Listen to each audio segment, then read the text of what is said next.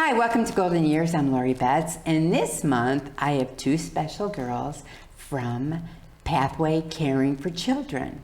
So come on back and we're going to learn about another nonprofit in Medina County that's a great secret. Hi, I'm Thomas Condosta. I'm an assistant Medina County prosecutor, and I'm director of the Medina County Scam Squad. Our motto is be aware and be wary. And I'm inviting you to call us if you ever think that you may be involved in a scam or you're just not sure. It's so much easier for me to get involved early on than for you to lose your money and we have to try to trace it. We've been very successful in doing that. But again, I'd much rather you think before you clicked on something, think before you answer any questions over the phone. And again, if you're not quite sure, give me a call. Phone number is 1-877-SCAM-550 or 1-877-722-6550. That call will go to the Medina County Prosecutor's Office and then go directly to me. So you'll be talking to me, and hopefully we can go through whatever issue you're looking at, and we can help you and steer you in the right direction. I work with almost 36 different law enforcement agencies who are willing to jump on board at a moment's call.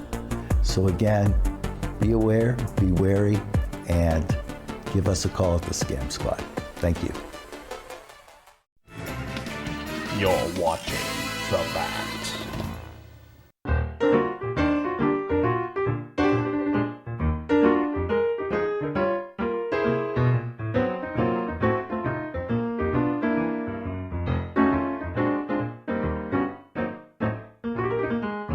Welcome back to Golden Years. I am interviewing Halle and Executive Director Wendy from Pathway Caring for Children.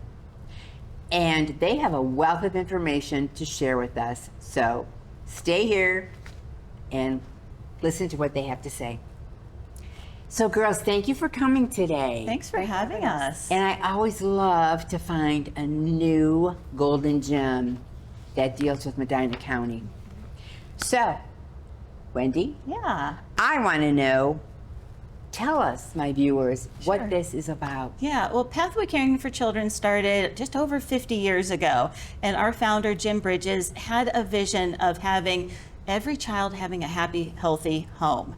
So we try to serve families where they're at, no matter what that family looks like. So we are a foster care agency. We provide mental health services, adoption services, as well as prevention. What was Jim's background? He was a social worker, and he was working at an agency, and he saw children coming in and out, and he thought, you know what, there has to be a better way. So him and his wife, Velma, who is still, very much part of Pathway, came up with this dream over 50 years ago, and we have expanded to serving communities all in Northeast Ohio. That is phenomenal. So how many counties do you service? Yeah, Cuyahoga County, Summit County, Stark County, and then we have foster families in Portage County. We have prevention services in Wayne County. So we try to reach those communities in Northeast Ohio. Phenomenal.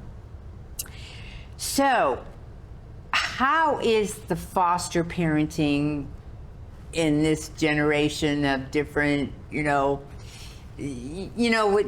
back in the day, I mean, fostering was very, very popular, and a lot of people who could not get pregnant, they would go with the foster end of it. So have things changed? Have they grown? Is the interest there? Well, we need foster families. We could place so many more children if we had the families. We get on average about 30 to 50 referrals a week for children. And if we had the families, maybe about 15 of them would be right for Pathway Caring for Children. But the need is great, and it has evolved. It has changed over the years. Children have changed over the years, and we try to evolve along with it. But Halle here works with our foster families that would be interested in coming families and tries to ease their minds and give them all the information that they need so they can go into it ready. So Halle, when a couple approaches you and says, I would like to hear about fostering, is there like a program, a signed program that you have to deal with, or can you say, I want to do it only for a month to foster, or? So yeah, there are different avenues in becoming a foster parent. What you're talking about, I think, is we call respite. So this would be a temporary placement to kind of just give the foster families that do have children in their homes just space and time where it also the kids can have their own time away, and then just another outlet. So respite is very important. Could respite grow into a foster? Of course, yeah, adoption? and you can always change your licensure depending on what you're able to do and what you're hoping for at the time. And what's the next question? Well, how are these people screened to be a foster? So the process begins by application, and then you have an interview, of course, and a background check. The basics, with any foster agency and adoption agency as well, regardless of if it's private or a state, county facility, you always have to have a background check, of course, a home study, a safety audit for your home. You have to complete a biography of yourself and whoever else is living in the home. And recommendations? Yes, letters of references, exactly, personal references. But really, the biggest requirement is that you are able to provide a calm, quiet space for these children to just rest and have an opportunity to grow and rebuild. So less chaos, more just downtime and support to help these kids that are coming from tough places. And that process that Halle mentioned, it's involved. It is a lot, but we have staff to help all of our possible foster parents through that to make it a lot easier. Yeah, and these staff are very well versed. They've been doing it for a long time. They've been with the agency for over 5 years, and there's 2 gals who work in my department that you would be dealing with the entire time. Caroline and McKenna, they're just wonderful and very, very knowledgeable. Is there a time limit when you can't foster?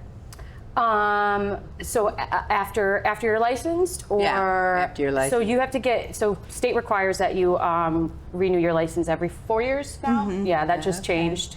So it's every 4 years now. Okay, so it can be ongoing. Correct. Absolutely. And you also have to complete ongoing trainings, which are all virtual for the, which is really nice. Yeah. And then you also get a small stipend for your time. Oh, okay. Are all the trainings virtual? No, so ongoing trainings that come later in your licensure, those are virtual. But what we call the power weekends are pre-service weekends, the preliminary training to become licensed. Those are bookend with one in person on a Thursday. The Friday, Saturday is virtual, and then you come back on Sunday, and those are in person. And after that weekend, they have all their trainings. And then exactly, you're completed. You have the licensure requirements for the state and 4 pathway after those 4 days. So it's pretty awesome. It's very quick. And it doesn't sound like it's lengthy. No.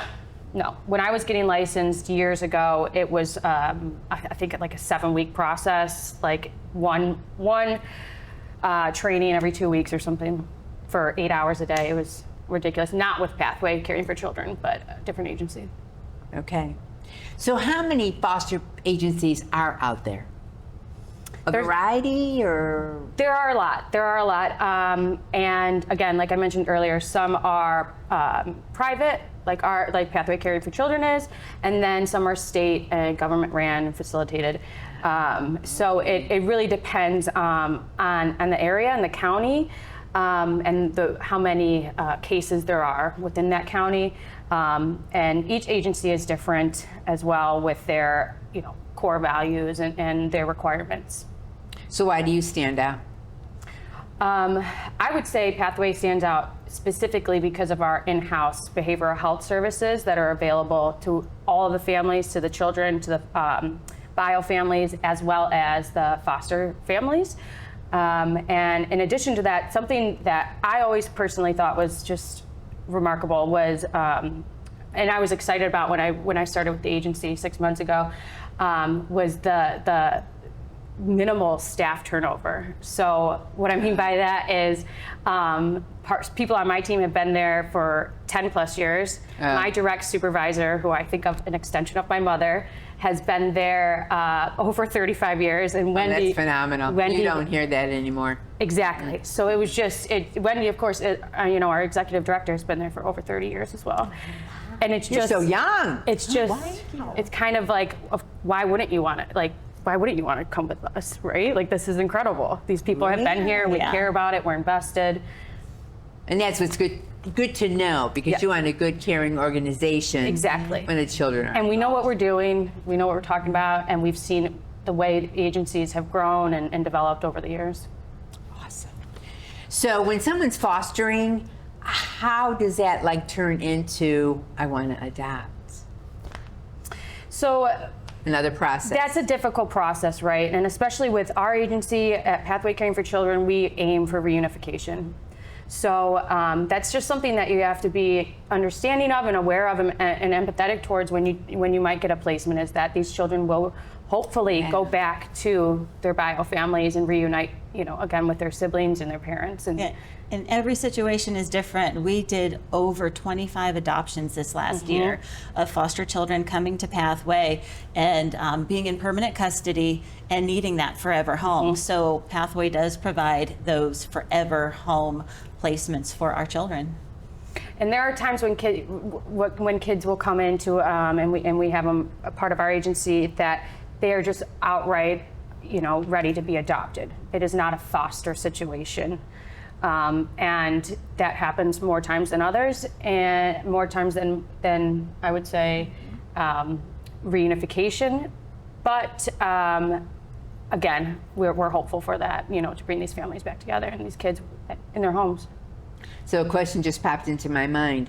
Are you there 24/7? Is someone on call 24/7? Of course. Because you have to be available for that call. Absolutely. So yeah, and another thing too with Pathway Caring for Children, our caseworkers as well have been there for our mental health caseworkers, and I think they're all licensed social workers, aren't they? All of our foster care case managers have to be. So not just a bachelor's in psych or a bachelor's in social work, which is incredible, but all of our caseworkers who work directly with the children, the bio families, and the foster families are all licensed. Okay, we're going to take a quick break, and we're going to come back and hear more about Pathway Caring for Children.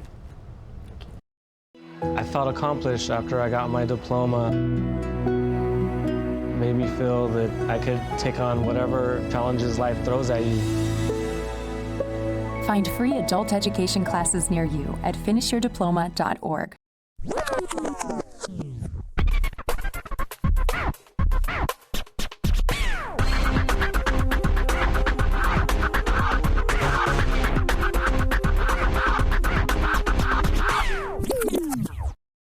Welcome back to Golden Years.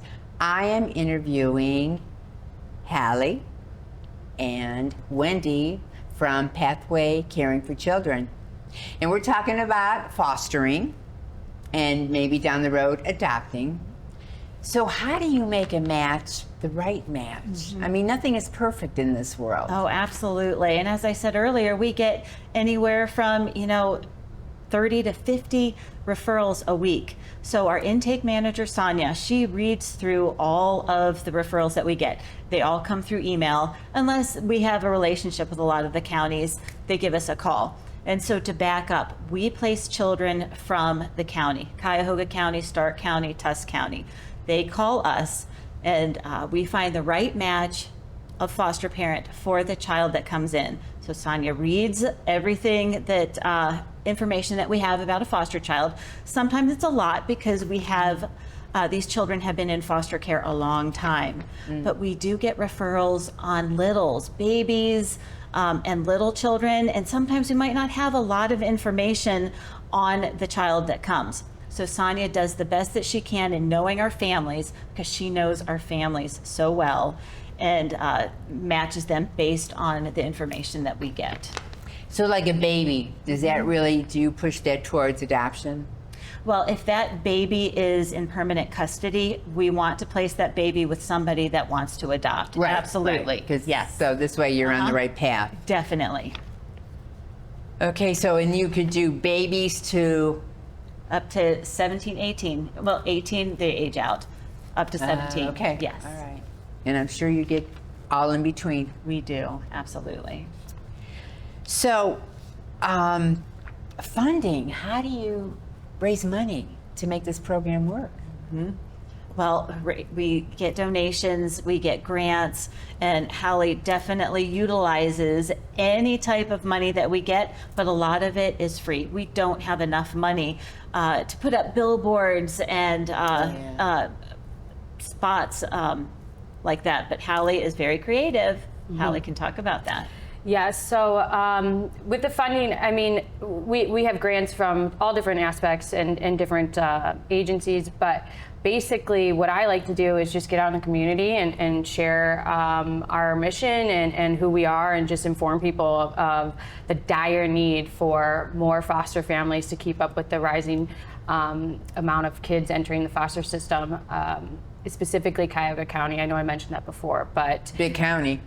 so Cuyahoga County gets the most, what we call referrals, and that's just because of the dense population in the large county. And in some of these smaller, more country counties, there just aren't that many kids, going through the system.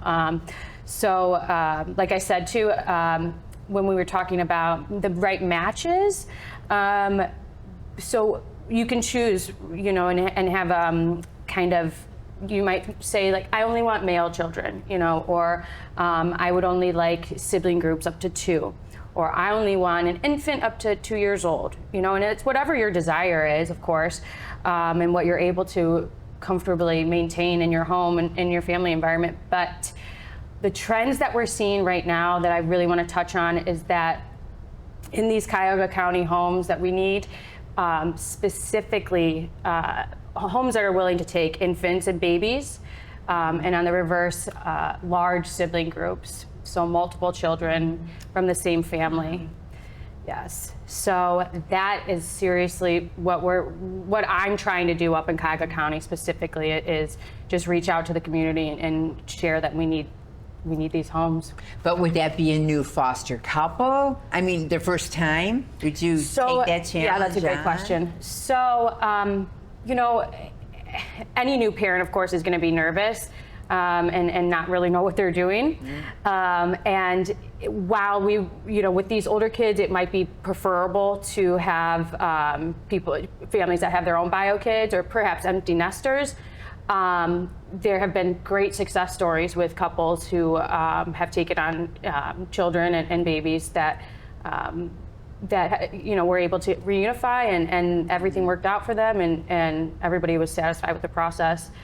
So it's not a requirement to have your own biological children, but it certainly makes things easier when these kids are coming from tough places, and, Oh, yeah, definitely. and are coming from traumatic or just rough neighborhoods perhaps, and There's no cookie cutter family. Right. Single No, there family, isn't. married couple.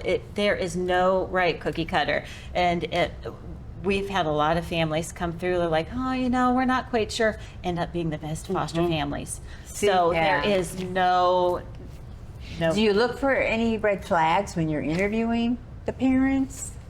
So, and I was going to mention this too. There's no cookie, like Wendy said, there's no cookie cutter. So when I became licensed a few years ago, I was renting my own apartment, a single female. I don't have a partner or spouse, and I pay rent in my apartment building. So you don't have to own your own home. You don't have to be married. You can have other people living in your home. You can have adult children with you, as long as they pass the background checks. Which with those red flags, specifically, of course, any type of offenses that are involved with domestic violence, and of course, cases with children involved and children endangerment would be immediate red flags. Definitely. Yeah. So again, it comes back to, we want a safe, stable home, and it comes down to your character and being able to provide that. And if you have a domestic violence, Really? we don't know, you know. Well, how often do you check on a family? Every family that comes in after application, that's the next thing we do is a background check. But I mean, like, do you check on them monthly? Do you do a Do we go knock out to on the home door? study? Yes. Sonia does that, correct? Yes. Yep. She'll go out there unannounced. Well, we have exactly. licensing specialists that go in and make sure that they are continued to be, their house is up to code and everything is where it needs to be licensure wise. But once a child is in a home, our case managers go out weekly to start off with, and then depending on their level of care, they can back off how much they go into the home. But our case managers are required to go in the home at least one time a month, at least. And our case managers are quite involved. There's a lot involved. It is big a lot time, involved. We end up coming into your home, and we're a big part of your life. Well, and you have to be. And you have a child involved in That's the whole right. scenario. Yes. So you have to do what's best for the child. Make sure they're Absolutely. in the right place. Correct. So, besides donations that you get in, and kudos to Kim here, she came to the Brunswick Eagles Ladies Auxiliary. We had a fundraiser, and we presented her with a check. I mean, she really spoke from her heart, and she really gave you wonderful recommendations. So, I just wanted to share that with you. She was good. Do you do fundraising throughout the year? We or- absolutely do. Yes, we have a fundraising team. We have a community engagement team. We have events. Actually, we have a Clays for Kids event coming up in October that is on our website, so you can check that out on our website. Okay. To learn more information about some of the things that we do and the events that are coming up, again, that's on our website. We have a mission tour coming up September 9th. And that is, hearing about the things we do through stories. We want to tell you about our children. We want to tell you, the services that we provide in actual stories. So if anyone's interested in doing that, there's more information on our website for that. Oh, that's awesome. September 9th. Yeah. And then are foster parents allowed to talk to other foster parents? I mean, do you make that available? Yes, or- we want our foster parents to feel very supported. We have some foster Support parents. Yes, we have some families that have been around, like Halle said, I've been around for almost over 30 years. We have some foster families that have been around longer than I have that are continuing to foster. And we want them to be able to be available to our families. We just had a zoo event a couple weeks ago where all of our foster families came to the zoo if they wanted to, not a requirement, but we want them to get to know each other. Oh, Absolutely. wonderful, Yeah. wonderful. Need that support. Okay, so we're running out of time. So what this is your time to Yes. tell my viewers, how do they begin this process, or what they really have to be honest with themselves, Right. like what they should know ahead of time, what they Yes. can do? Yes, first and foremost, I want to say go to our website. All of the information that you need to become a foster parent or about all of our other programs is right there on the website, and it will lead you back to Halle, so we can start there. We have a donation button there. We always are in need of donations. We do get reimbursed for foster care. We get reimbursed for mental health, but that does not provide all of the extras that we need to have successful groups and to help our foster families. So those donations help to go to our programs and to our children. Oh, definitely, yeah. Those are ways you can help. And another way is talk about us. Any time you can talk about us, word of mouth is one of the biggest recruitment tools that we have. So please talk about us. And word of mouth is always great. It is. And if I could just share as well, just to stress one more time, we are in dire need of families in Cuyahoga County, families that are willing to take babies and infants and larger sibling groups. All right. Well, thank you, girls, for coming. Thanks so on much. the Thank show you. this Thank you for month. having us. Wonderful. Yeah, so spread the Appreciate your word time. to my viewers. And Give us a call. you have the website, you have their phone numbers, Yep. give them a call and reach out to them. Now, is there, I'm just going to throw this out there, is there like a questionnaire on the website? Like, how can I be a foster parent? Everything Or- that you need. Everything you need is on our website. Frequently asked questions, of course, the process, the journey, what kind of kids you might encounter, the different types of options of being a foster parent. You know, like I said, respite, foster to adopt, just foster, kinship if needed. Everything. Yeah, because you might think it's a wonderful idea. I don't have kids. I think I'll foster someone. But then you have to really sit down and analyze it and be honest with yourself. Yes. You know, Yes. because this is going to be 24/7. Right. It's not going to be I'm going to pick you up and take you home. Right. It's, So- it's not a decision. It's not a car that you go out and buy. You know, Exactly. You're changing lives and you're impacting children who need solidarity, support, and just a place to grow and rest and rebuild. And it's something intangible that these kids really, really need. And we just need homes to give that to these kids. Thank you. I agree. Thank you. Thank you for joining us this month, and we'll see you next month.